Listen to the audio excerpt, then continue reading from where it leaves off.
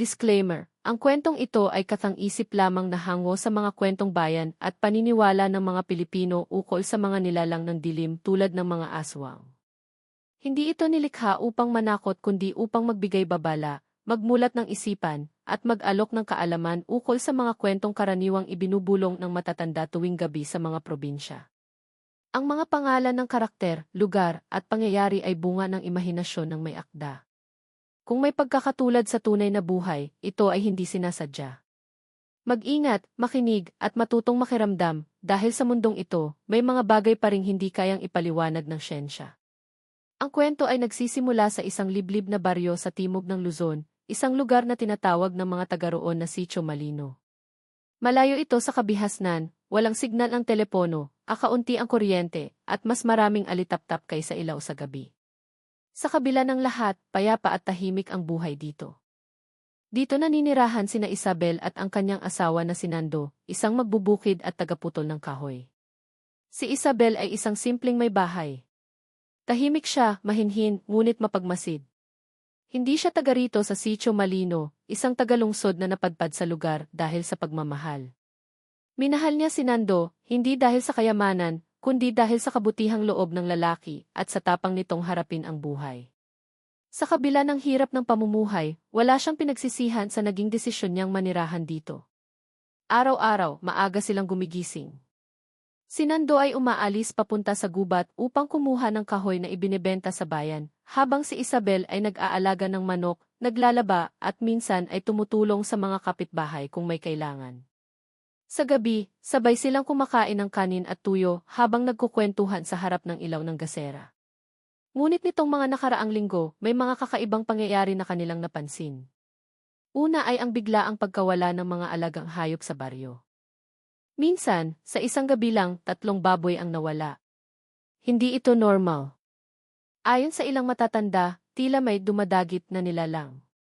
May isa pang insidente kung saan nakita raw ng isang bata ang isang malaking nilalang na lumilipad at may mahahabang kuko sa bubungan ng kanilang kapitbahay. Sa una, inakala ng mga tao na mga magnanakaw lang ito. Ngunit nang dumami na ang mga nawalang hayop at isa pa nga ay isang matandang lalaki na hindi na muling nakita, nagsimula nang lumaganap ang takot sa baryo. Ang mga matatanda ay nagsimulang magsabit ng bawang sa pintuan.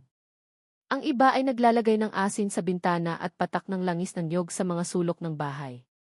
Ano nang palagay mo, Nando? Totoo ba yung mga kwento ng mga aswang? Tanong ni Isabel isang gabi habang sila ay kumakain. Totoo man o hindi, hindi dapat tayo nagpapauna sa takot. Ang mahalaga, handa tayo, sagot ni Nando habang pinupunasan ang kanyang itak. May kakaiba kay Nando. Mula nang nagsimulang mawala ang mga hayop, naging tahimik siya. Hindi na siya gaanong nakikipagkwentuhan sa kanyang mga kumpare. Kapag gabi, mas madalas siyang gising, laging may hawak na bolo at palingalinga sa paligid ng bahay. Tila may alam siyang hindi niya masabi kay Isabel. Minsang gabi, habang mahimbing ang tulog ni Isabel, nagising siya sa mahihinang yabag mula sa labas. Dumungaw siya sa bintana at nakita si Nando na palihim na naglalakad sa likod ng bahay. May bitbit na puting abuloy at isang maliit na bote ng langis. Tahimik siyang sumunod, dahan-dahan ang kanyang mga hakbang, at nagtago sa likod ng isang puno. Doon niya nakita ang asawa na tila may sinasambit na orasyon habang nililinyahan ng asin at langis ang paligid ng kanilang bahay. Nang gabing iyon, bumalik si Isabel sa higaan na puno ng tanong. Hindi niya alam kung matatakot siya o maaawa. Anong alam ni Nando na hindi niya alam? Bakit tila handang-handa ang kanyang asawa sa kung anumang paparating? Kinabukasan, sinubukan niyang tanungin si Nando kung anong ginagawa nito kagabi. Ngumiti lang ito at sinabing, wala lang, nagsisiguro lang ako. Pero sa likod ng ngiti ay may halatang bigat, parang mailihim na pinapasan ang kanyang asawa. Samantala, lalong lumalala ang tensyon sa baryo. Hindi na pinapayagan ng mga magulang ang kanilang mga anak na maglaro sa labas tuwing hapon. Ang mga lalaking taga-baryo ay nagsimulang magbantay tuwing gabi. May ilan na sinasabing may mga mata, raw na nakatingin mula sa kadiliman ng gubat. May umuugong na balitang may grupo ng mga nilalang na naninirahan sa paanan ng bundok at sila raw ang may kagagawa ng lahat ng ito. Isang hapon, habang naglalakad si Isabel sa gilid ng bukid upang mag-igib ng tubig, may naramdaman siyang malamig na ihip ng hangin. Napalingon siya at sa di kalayuan, sa ilalim ng anino ng puno, may nakatayo, isang matangkad, payat, at tila hubad na nilalang na may pulang mata at nakangisi. Ngunit nang siya'y lumingon muli, wala na ito. Mabilis siyang tumakbo pa uwi, nanginginig sa takot. Nang makita siya ni Nando, agad siyang niyakap ng mahigpit. Hindi siya nagsalita, hindi pa siya handang sabihin ang kanyang nakita. Ngunit mula sa haplos ng kanyang asawa, ramdam niyang alam nito kung ano ang unti-unting bumabalot sa kanilang paligid. Sa loob-loob ni Isabel, napagtanto niyang hindi na sila basta-basta ligtas. At mas lalo niyang napatunayan na hindi ordinaryong lalaki ang kanyang asawa, na marahil, si Nando ang natitirang balakid sa pagitan ng kadiliman at ng kanilang buhay. Isang gabi, sa kalagitnaan ng tag-ulan, ang langit ay madilim na parabang may mabigat na hinahandang sumpa para sa buong Sitio Malino. Humahampas ang hangin sa bubong ng mga bahay, at ang mga alagang hayop ay tila hindi mapakali. Tahimik ang buong paligid, ngunit ang katahimikang ito ay tila may dalang pananakot. Walang tahol ang aso, walang huni ang kuliglig, parang may nilalang na kinakatakutan ang lahat. Si Isabel ay gising pa rin, nakaupo sa papag at yakap-yakap ang isang kumot. Si Nando naman ay tahimik na naghahasa ng kanyang itak sa may gilid ng bintana.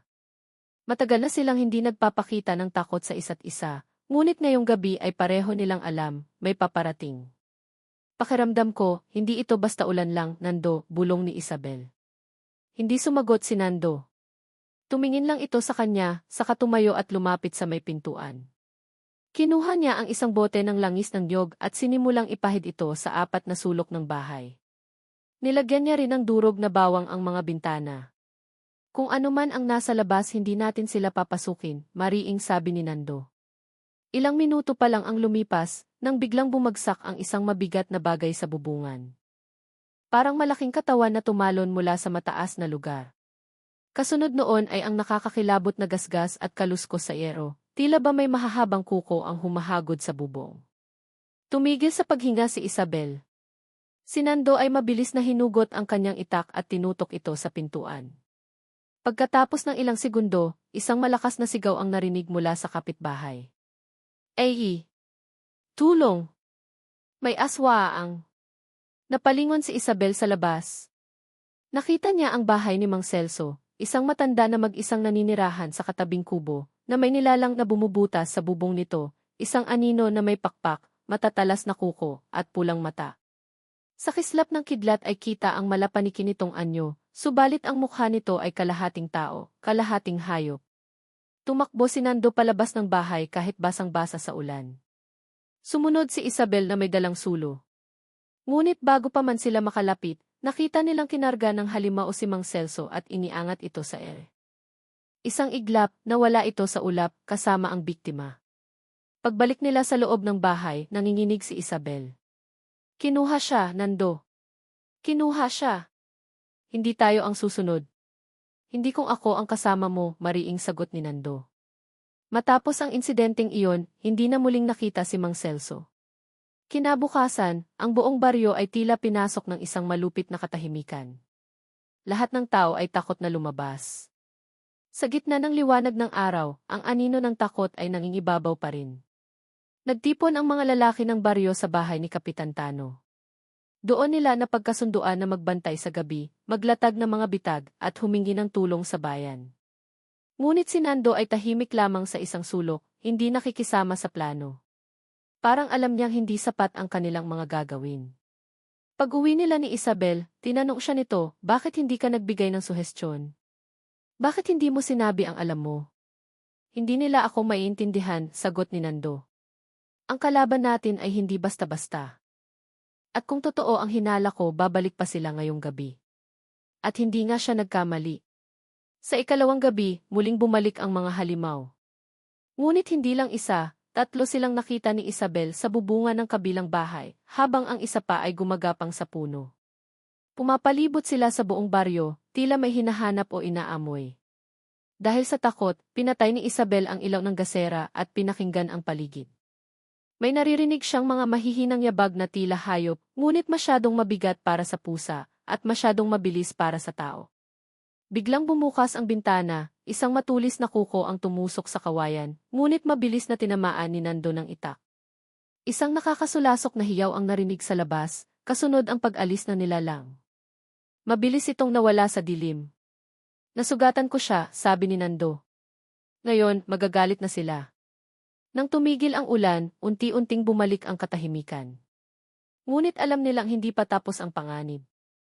Sa labas, sa gitna ng putik, may naiwan na bakas ng paa, malalaki, may mahahabang kuko, at hindi galing sa tao. Pagkatapos ng gabing iyon, hindi na mapakali si Isabel. Ang dati simpleng bahay nila ay naging kulungan ng takot. Ang dating gabi ng pahinga ay naging oras ng pag-aabang sa halimaw. Sa bawat huni ng pusa, sa bawat kaluskos ng dahon, tumitigil ang kanyang hininga. At sa bawat sandaling dumadaan, lalo niyang nararamdaman na may mas malalim pang lihim ang kanyang asawa.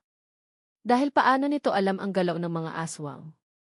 Paano ito nakakasugat sa kanila nang hindi man lang nasasaktan? At higit sa lahat, sino ba talaga si Nando? Mula nang mangyari ang pangalawang pag-atake ng mga aswang, lalong naging tahimik si Nando. Hindi na siya nakikipagkita sa kanyang mga kumpare, hindi na siya sumasama sa mga pagpupulong ng mga lalaki sa baryo. Ang kanyang mga gabi ay naubos sa pagbabantay, sa paglalagay ng mga halamang panlaban sa aswang, at sa paghahasa ng kanyang itak. Sa harap ng mga mata ni Isabel, ang kanyang asawa ay tila hindi na ang lalaking kanyang pinakasalan. Isang gabi, hindi na napigilan ni Isabel ang kanyang damdamin. Habang abala si Nando sa pagbabalot ng anting-anting sa kanilang bintana, humarap siya rito at mariing sinabi, "Hindi mo na ako pwedeng itago, Nando. Alam kong may alam ka at hindi mo sinasabi sa akin. Ano ka ba talaga? Bakit alam mong babalik sila? At bakit tila sanay kang makipaglaban sa kanila?" Tumigil si Nando. Tahimik. Hindi agad sumagot. Ngunit makalipas ang ilang sandali, marahan siyang lumapit kay Isabel at naupo sa harapan nito. "Isabel, Anya. May mga bagay sa mundo na hindi kayang ipaliwanag ng mata o isip. May mga giyerang hindi na itala sa kasaysayan, at may mga nilalang na hindi nasusulat sa libro ng siyensya. Isa ako sa mga taong nasangkot sa digmaan ng liwanag at dilim." Napakunot ang noo ni Isabel. "Anong ibig mong sabihin?" "Mula pagkabata, lumaki akong anak ng isang albularyo sa bayan ng San Roque. Pero hindi ordinaryong albularyo ang ama ko. Siya ay kasapi ng isang lihim na pangkat na tinatawag na bantay dugo, mga tagapagtanggol ng mga baryong pinipinsala ng mga nilalang ng kadiliman. Noong 14 na taong gulang ako, pinatay ng mga aswang ang aking ina. Sa harap ng mga mata ko, pinira-piraso siya ng mga nilalang na gutom sa laman. Simula noon, isinumpa kong ilalaan ko ang buhay ko sa pagprotekta sa mga inosente." Napatakip ng bibig si Isabel. Hindi niya kailanman inakala na ang tahimik, mapagmahal, at simpleng asawang kilala niya ay may madilim at dugo ang nakaraan. "Bakit hindi mo sinabi sa akin noon pa?" bulong niya. "Dahil gusto kong kalimutan. Gusto kong maging normal. Nang makilala kita sa Maynila, parang nawala lahat ng galit at dilim sa buhay ko. Akala ko sapat na iyon. Akala ko ligtas na ako. Pero mali ako. Sinundan nila ako. O baka naramdaman lang nila na mahina na ang depensa ng lugar na ito. Pero anuman ang dahilan, kailangan ko na ulit tumayo. Dahil kung hindi, lahat tayo'y mamamatay." Napaupo si Isabel. Dahan-dahang bumalot ang katahimikan sa kanilang pagitan. Ngunit ngayon, hindi na ito katahimikan ng takot, ito'y katahimikan ng pagtanggap. Unti-unting naunawaan niya kung bakit laging gising si Nando tuwing gabi, kung bakit may mga kakaibang halaman sa paligid ng bahay nila, at kung bakit tila alam ng asawa niya ang lahat ng kilos ng mga aswang. Lumipas ang ilang araw na tila walang bagong atake. Tahimik ang buong baryo, pero hindi dahil ligtas sila, bagkus, ito'y tahimik ng paghahanda, ng paniniguro, ng pagkakatuto mula sa mga nangyari. Sa tulong ni Nando, nagsimula ng maniwala ang mga tao. Naglagay sila ng mga anting-anting, asin, at langis ng niyog sa mga tahanan. Ang mga lalaki ay nagsimulang matutong gumawa ng mga bitag. Pinangunahan ni Nando ang paggawa ng pananggalang na bilog sa gitna ng baryo, gamit ang pinaghalong bawang, dahon ng sambong, at pinagpabawang ugat ng makabuhay, mga halamang panlaban sa itim na mahika. Ngunit sa kalagitnaan ng mga paghahanda, isang matandang babae na noon lang nila nakita, si Aling Berta, ang dumating mula sa kagubatan. Walang nakakakilala sa kanya. May dala siyang baston at may mga mutya sa lig. Siya ay mahina at tila ugod-ugod, pero may matalim na mga mata. Malapit na sila, sabi nito. Hindi sila titigil hanggat hindi nila nakukuha ang hinahanap nila. Ano nang ibig mong sabihin, Aling Berta? Tanong ni Kapitan Tano. Ang mga gutom na aswang na ito hindi basta lamang kumakain. Sila'y may hinahanap. Isang bagay. Isang dugo.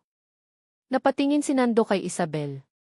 Napalunok siya, parang may naalala. Ano ang tinutukoy mong dugo? Tanong ni Nando. Ang pinagpala, sagot ng matanda. May isang uri ng dugo na bihirang-bihira, ang dugo ng isang taong pinaglihi habang may buwanang dugo ang ina, sa gabi ng dilim, at sa lugar na dati pinamugaran ng mga nilalang ng dilim. Ang dugo ng taong ito ang siyang nagpapalakas sa mga aswang. At kapag nakuha nila ito, wala nang makapipigil sa kanilang gutom. Dahan-dahang lumingon si Aling Berta kay Isabel. Babae, kailan kay pinanganak? Biglang nanlamig si Isabel. Disyembre, gabi ng bagong buwan. Napahawak si Nando sa balikat ng asawa. Ang hinahanap nila, bulong ni Aling Berta, ay narito na. Pagkasabi ni Aling Berta na ako ang hinahanap ng mga aswang, parang biglang nawala ang lahat ng ingay sa paligid. Tila nahulog ang buong baryo sa isang balong walang laman. Tahimik. Mabigat. Bumilis ang tibok ng puso ko, parang may humahabol kahit wala pa akong ginagalawan. Ako, tanong ko, halos pabulong. Ako ang hinahanap nila? Tumango si Aling Berta. Hindi mo kasalanan, Hija. Ikaw ay isang daluyan. Ikaw ang susi. Nasa dugo mo ang isang bagay na pinagsisikapan nilang makuha, ang dugong nagbibigay buhay sa kanilang lahi. Napaatras ako. Napaupo. Nanginginig ang katawan ko. Lumingon ako kay Nando, umaasang magkakaroon ako ng lakas kapag nakita ko ang kanyang mukha. Ngunit hindi ko nakita ang dating kampante at matatag niyang anyo. Ang asawa ko takot din hindi dahil sa mga aswang, kundi sa kung anong pwedeng mangyari sa akin. Hindi ito pwedeng mangyari, bulong ni Nando. Hindi ko hahayaang makuha kanila. Kahit anong mangyari. Ngunit malinaw na. Ang dahilan kung bakit tila sinisinghot ng mga aswang ang paligid, bakit paulit-ulit silang bumabalik ako. Ang dugo ko. Bakit ngayon lang nila ako hinahanap, tanong ko kay Aling Berta. Dahil tumawid na ang panahon ng gutom. Bawat ilang dekada, dumadaan ang kanilang lahi sa isang yugto ng matinding kahinaan. Kapag hindi sila nakakakuha ng dugo ng daluyan, unti-unti silang nanghihina. Marami sa kanila ang namamatay. Pero kung makukuha nila ang dugo mo, Isabel, hindi lang sila makakabawi. Mas lalakas pa sila kaysa dati. Nanlamig ang likod ko. Naalala ko ang mga hayop na nawawala, ang mga buntis na babae sa baryo na bigla na lang namamatay sa gabi. Baka isa rin pala akong susunod, o baka mas malala pa. Biglang sumabat si Nando. Hindi nila siya makukuha. Hindi habang ako'y buhay. Hindi sapat ang tapang mo, sagot ni Aling Berta. Kailangan natin ng mas malawak na proteksyon. Kailangan nating itawag ang sinaunang sigil ng pag-iingat. Napakunot ang noo ng kapitan. Sigil? Aling Berta, hindi ba't alamat lang yan? Totoo ito, sagot ng matanda. Pero may kapalit. At dapat ay handa kayong magbuwis. Napatingin si Nando sa akin. Ano man ang kailangan. Basta ligtas si Isabel. Kinagabihan, tinipon ni Nando ang mga lalaking may lakas ng loob sa gitna ng baryo. Kinuha ang mga kahoy, apoy at anting-anting.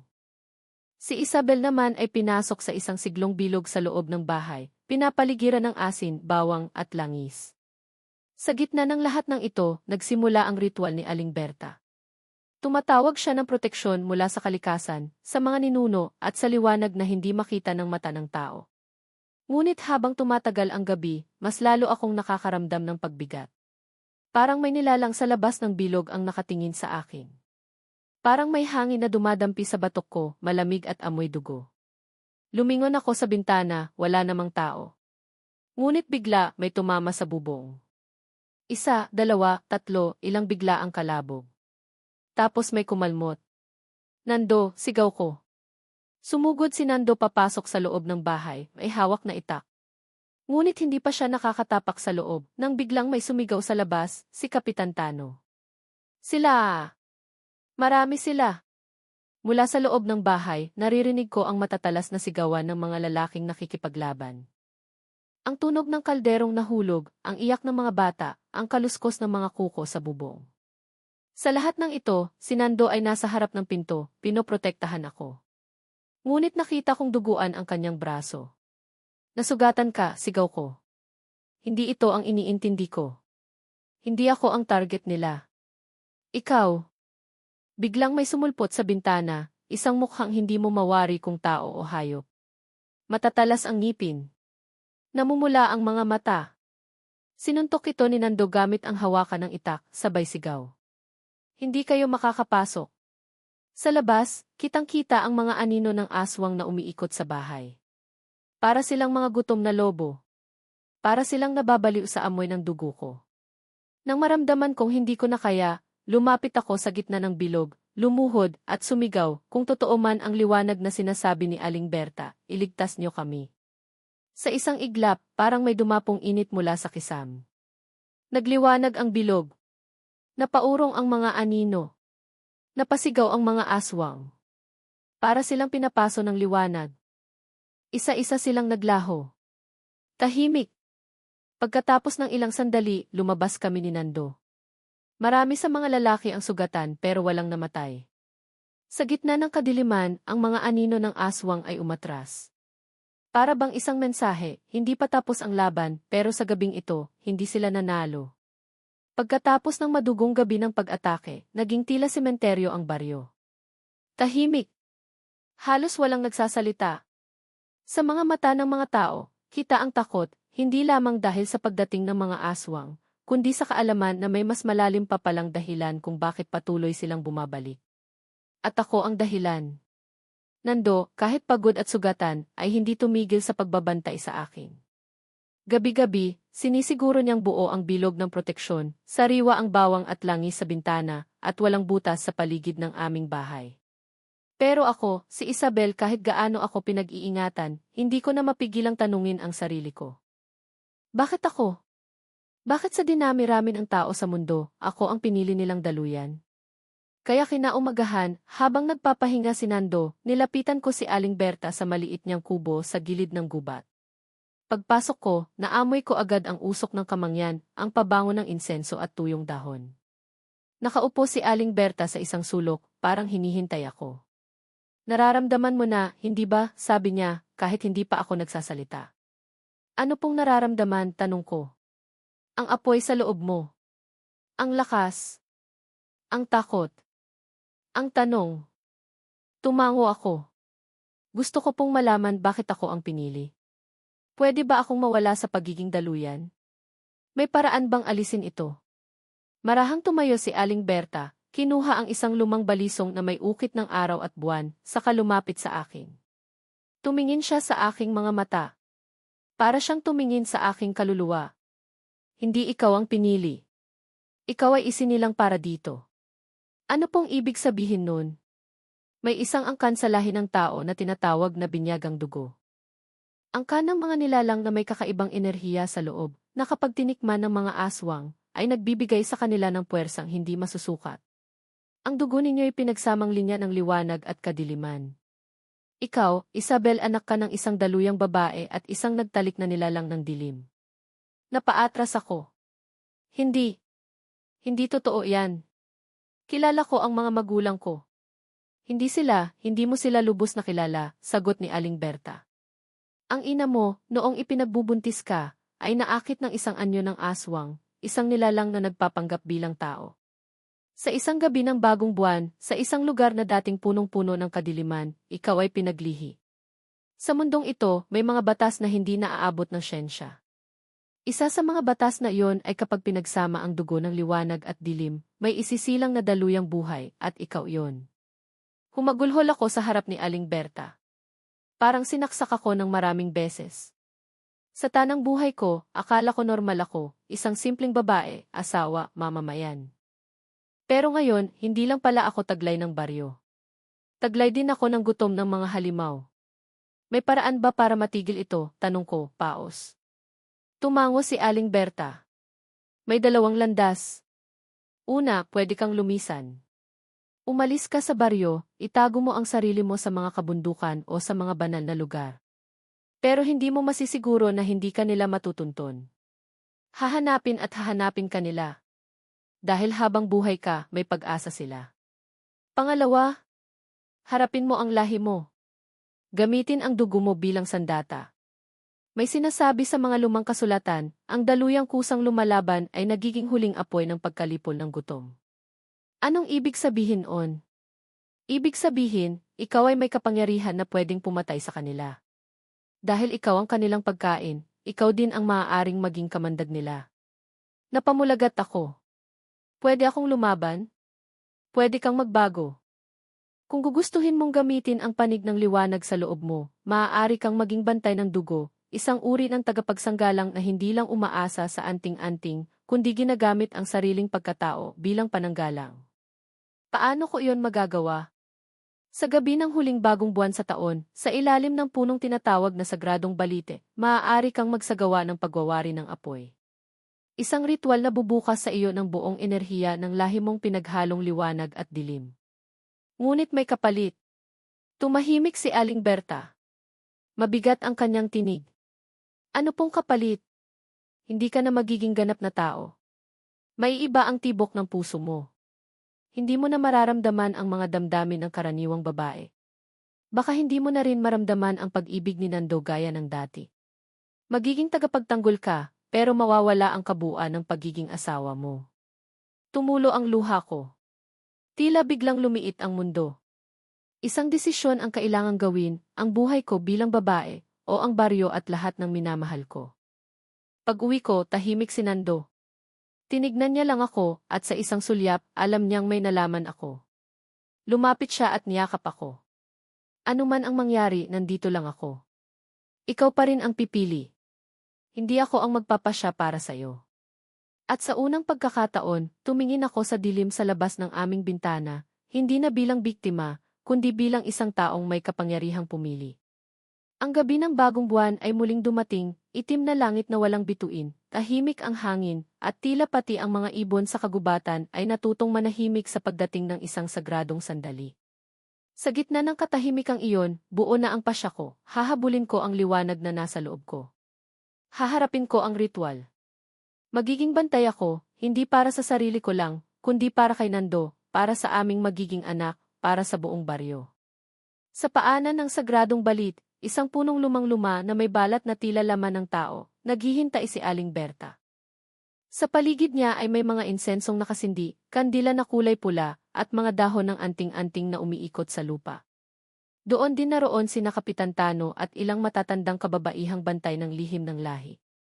Bawat isa ay tahimik, nakasuot ng puting saya, may pulang lubid sa baywang bilang tanda ng paggalang sa ritual.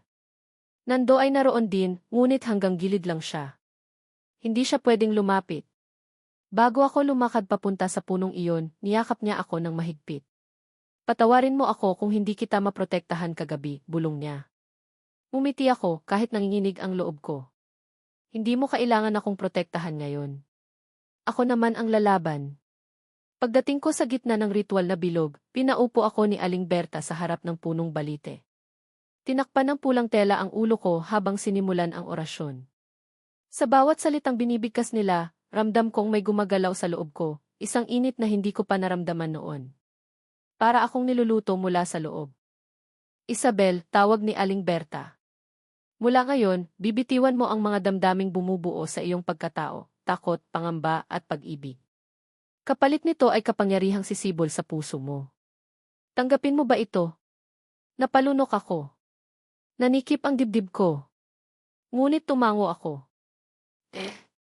Sa pagbigkas kong iyon, nilagay ni Aling Berta ang balisong na may ukit ng araw at buwan sa aking kamay. Buksan mo ang palad mo, utos niya. Ginawa ko ito. At sa isang iglap, bigla akong sinugatan sa palad. Tumulo ang dugo ko sa lupa. Sa mismong lugar kung saan unang nabuo ang mga alamat ng mga daluyan. Lumikha ito ng pulang liwanag na biglang umakyat sa mga ugat ng punong balite. Biglang lumiwanag ang buong paligid, hindi galing sa apoy, kundi mula sa loob ng aking katawan. Para akong sinisilaban ng liwanag. Nakikita ko ang lahat ng nangyari sa buhay ko, ang unang araw na nagkita kami ni Nando, ang pagkamatay ng ina ko, ang gabing inatake kami ng mga aswang. Ngunit higit sa lahat, nakita ko ang dalawang anyo ng aking sarili, isang babae na may malambot na puso, at isang nilalang na naglalagablab ang mga mata. Sa loob ng isip ko, tila may dalawang tinig, ibalik ang lahat sa normal. Iwan ang lahat ng ito. Tapusin ang gutom.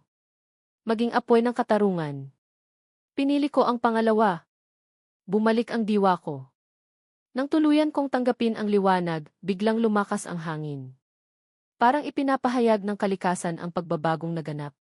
Ang dugo sa aking kamay ay tumigil sa pag-agos, at ang sugat ay kusa ng nagsara. Sa halip na sakit, ang naramdaman ko ay kapangyarihan. Mainit, pero hindi masakit. Mabigat, pero hindi mabigat ang loob ko. Tumayo ako. Tumahimik ang paligid. Isabel, sabi ni Aling Berta, mula ngayon, isa ka ng tagapagdala ng apoy. Ang hininga mo ay pananggalang. Ang lakad mo ay apoy. At ang dugo mo, kamandag sa mga nilalang ng dilim. Nang lumapit sa akin si Nando, nag-aalangan siya. Parang iba na raw ang aura ko. Ngunit hinawakan ko ang kamay niya, at doon niya nalaman, ako pa rin ito. Ngunit ngayon, ako'y mas matatag. Hindi na takot. Hindi na inosente. Ako na ngayon ang magiging tagapagsalita ng katarungan para sa mga biktima ng mga aswang. Kinaumagahan, isang bagong sigla ang bumalot sa baryo. Ang mga tao'y muling naglilinis, nagtatayo ng mga sira, at tila nagkakaroon ng bagong pag-asa. Ngunit alam namin ni Nando, hindi pa ito ang katapusan. Ito pa lang ang simula ng huling labanan. Sa gabi, habang kami ay nasa loob ng aming tahanan, biglang bumukas ang pinto. Tumambad ang isang mensaherong sugatan, galing sa Karatig Baryo. Isabel. Nando. Nagbalik sila. Buong hukbo ng mga aswang at mas gutom pa sa dati. Papunta na sila rito.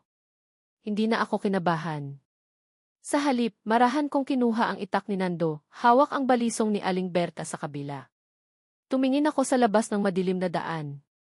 Handa na ako, sabi ko. Ang gabi ay bumagsak na parang malupit na anino sa buong baryo. Walang bituin. Walang buwan. Tila pinatay ng kalangitan ang lahat ng liwanag para sa isang gabing puno ng lagim. Mula sa malayo, naririnig na ang malahayop na sigaw ng mga nilalang. Hindi na sila patagong gumagalaw. Hindi na sila palihim. Ngayon, hayagan na silang umaatake. Gutom. Masama. At wala nang pakialam kung sino ang masasagasaan. Sa gitna ng baryo, nakapwesto ako sa pinakatuktok ng plaza, suot ang pulang saya ng tagapagdala ng apoy. Hawak ko sa isang kamay ang balisong ni Aling Berta, at sa kabila ang itak ni Nando, pinagsanib ang pamana ng liwanag at tapang ng isang tao. Nasa tabi ko si Nando, nakasuot ng anting-anting salid, may hawak na sibat na ginamitan ng langis ng niyog, asupre, at durog na bawang. Handa ka na ba, asawa ko? Tanong niya. Simula pa lang ng gabing ito, matagal na akong handa, sagot ko. Mabilis kaming pinuntahan ng kapitan at mga kalalakihang voluntaryo. Ang mga kababaihan at bata ay pinatuloy sa simbahan, pinalibutan ng asin, bibingka at dasal. Ngunit alam naming hindi sapat iyon. Kailangang harapin ang mga halimaw. Pag-atake. Biglang yumanig ang lupa. Isa, dalawa, tatlong nilalang, kakaibang anyo, matatalim ang kuko, mahahabang dila, lumundag mula sa kadiliman. Sa unang saglit, umatras ang ilan sa mga kasamahan ko, ngunit ako'y hindi gumalaw. Sila gutom ay kailangang tapusin. Sa isang iglap, kumislap ang balisong ko, at ang unang halimaw ay tumilapon, umapoy ang balat, nagsisigaw habang natutunaw. Ang dugo ko ang liwanag ko, ito ang kamandag ninyo, bulong ko. Pangalawa. Pangatlo. Dumarami sila. Ngunit sa bawat hampas ng aking sandata, hindi ako tumitigil. Parang may lakas akong hindi naubos. Ramdam ko ang enerhiya ng sagradong puno sa ugat ko. Bawat talsik ng dugo ay tila apoy na dumadapo sa dilim. Ngunit hindi pa doon nagtatapos. Dumating ang iina ng gutom. Isang nilalang na halos 3 metro ang taas, kulay abo ang balat, nakalugay ang buhok hanggang paa, at may 9 na mata. Isa siyang matandang aswang na pinuno ng lahat ng gutom sa paligid. Siya ang pinagmumula ng puwersa. Siya ang tunay na kalaban. Tumingin siya sa akin at mumisi.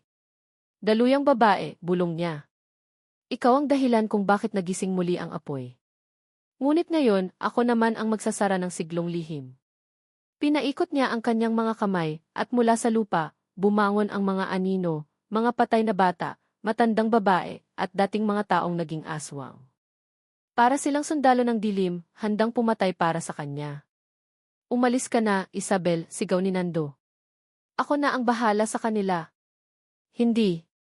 Ako ang dahilan kung bakit sila narito. Ako rin ang magtatapos sa kanila. Tumakbo ako sa direksyon ng ina ng gutom, sabay sigaw ng isang sinaunang dasal na tinuro ni Aling Berta. Nagsimulang umilaw ang aking katawan. Hindi liwanag ng apoy, kundi ng purong enerhiya ng dugo at tapang. Boom! Tumilapon ang mga anino. Lumakas ang hangin. Umiyak ang mga sanggol sa simbahan. Nagharap kami.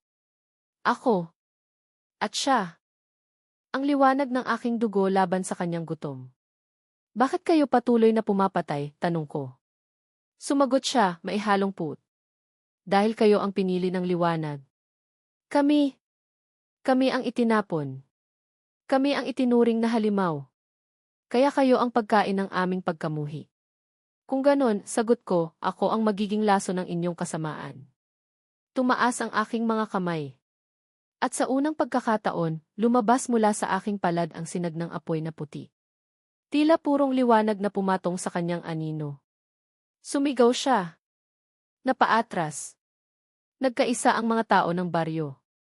Si Nando, sumugod kasama ang mga kalalakihan. Ang iba, naghulog ng bitag, nagsiga sa mga daan. Labanan ng karaniwang tao at nilalang ng dilim. Ngunit sa gitna ng kaguluhan, isang saksak mula sa ina ng gutom ang tumama sa tagiliran ko. Tumilapon ako. Napaluhod. Ha! Kahit may apoy ka, babae ka lang. Isa ka pa ring sisidlan. Sisipsipin ko ang huling patak ng iyong dugo, sabi niya habang lumalapit. Ngunit biglang tumayo si Nando sa pagitan namin. Pinrotektahan ako gamit ang kanyang katawan. Tinamaan siya sa balikat. Hindi mo siya gagalawin, sabi niya. At sa huling sandali ng gabi, hawak kamay kaming humarap sa nilalang. Pinagsama namin ang aming sandata, pinagsama ang tapang ng tao at apoy ng daluyan. Sa huling sigaw, tumilapon ang sinag mula sa aming mga katawan, isang liwanag na pumulandit sa kalangitan. Boom! Wala na ang ina ng gutom. Wala na ang mga anino. At ang gabi, sa wakas, ay nagliwanag muli. Ang unang sinag ng araw ay tila himala. Sa unang pagkakataon sa matagal na panahon, nakita naming muli ang liwanag, tunay na liwanag, na walang kasamang halimaw, gutom, o sigaw ng takot. Wala nang aswang. Wala nang nilalang na lumalaban sa liwanag. Sa gitna ng plaza, habang duguan at sugatan kami ni Nando, unti-unting naglapitan ang mga tao. Hindi para manakot o magtanong, kundi para yumakap, para magpasalamat, para sabihing, salamat sa inyo, buhay kami.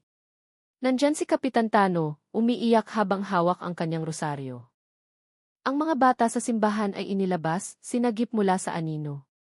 Si Aling Berta, nakatingala sa langit, binibigkas ang panalangin panapos sa ritual. Sa liwanag ng araw, kami muling isinilang. Ilang araw ang lumipas. Tahimik na muli ang baryo. Nagsimula na ang pag-aayos ng mga bahay, ang paglilinis ng daan, at ang pagbabalik ng mga taniman. Ngunit may mga pagbabago na hindi na mabubura. Maraming buhay ang nawala. Maraming sugat ang iniwan ng gabing iyon, hindi lang sa katawan, kundi pati sa puso at isipan ng bawat isa. Lalo na sa amin ni Nando. Ako ay hindi na ang dating Isabel. Isa na akong bantay, isang tagapagdala ng apoy. Ngunit mas mahalaga sa lahat, ako ay nanatiling tao. Tao na may puso, may lakas, at may kakayahang magpatawad. Si Nando. Sa kabila ng mga sugat niya, mas naging matatag siya. Siya ang naging tulay ng mga tao sa baryo para muling maniwala sa kabutihan, sa pag-ibig, at sa liwanag na maaari palang manggaling sa isang simpleng tao. Sa likod bahay namin, may maliit na altar. Sa ilalim ng isang punong mangga, inilagay ko ang balisong ni Aling Berta, hindi na bilang sandata, kundi bilang alaala ng mga pinagdaanan namin. Nakaukit sa bato sa gilid nito, dito nagsimula ang apoy. Dito rin ito magiging gabay. Buwan ang lumipas. Naging normal na muli ang buhay. Ngunit gabi-gabi, bago matulog, tinitingnan ko ang langit, tahimik, payapa. At lagi kong tinatanong sa sarili ko, babalik pa kaya sila? Aling Berta, na ngayoy matanda na at mas mahina, ay minsan umupo sa tabi ko at nagsabi, ang dilim ay hindi nawawala. Pero kung may isa o dalawa na tulad mo, Isabel, na magdadala ng liwanag kahit sa sarili lang nilang paraan, hindi kailanman mananalo ang kadiliman. Niyakap ko siya. Tahimik. Ngunit puno ng pasasalamat. Pagkaraan ng 1 taon.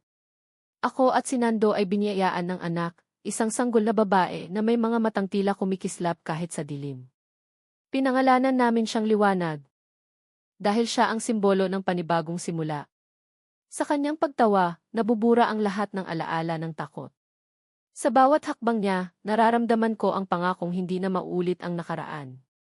Ngunit bilang ina, bilang bantay, at bilang daluyan, alam kong kailanman ay hindi ako magiging kampante. Naging tagapagsalita ako ng kasaysayan sa mga paaralan.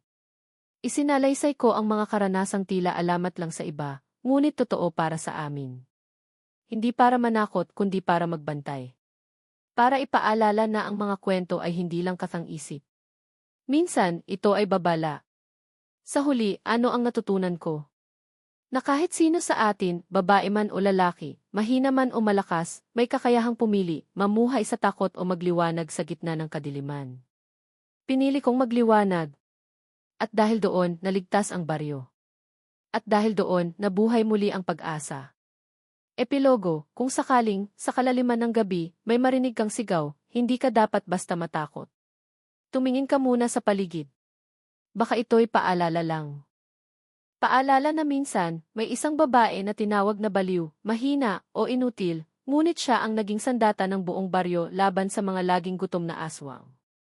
At kung darating muli ang dilim, alam mo na kung anong kwento ang dapat mong alalahanin. Ang kwento ni Isabel. Ang kwento ng apoy.